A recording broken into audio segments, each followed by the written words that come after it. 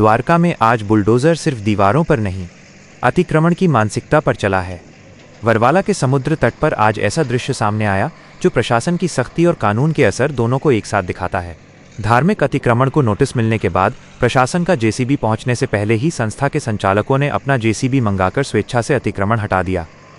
इस दृश्य का संदेश साफ है, आस्था अपनी जगह है, लेकिन सरकारी जमीन पर कानून सर्वोपरि है। और इस बदलाव के पीछे जो नाम आज द्वारका क्षेत्र में चर्चा में है, वो है प्रांत अधिकारी अमोल आवटे।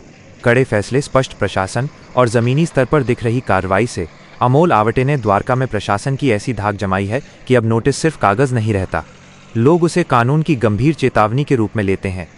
धर्मनगरी द्वारका में आज संदेश गूंज रहा है, अतिक्रमण के खिलाफ प्रशासन अडिग है और कानून के सामने सब समान है। द्वारका की पल पल की असरदार अपडेट के लिए द्वारका टुडे के साथ जुड़े रहें।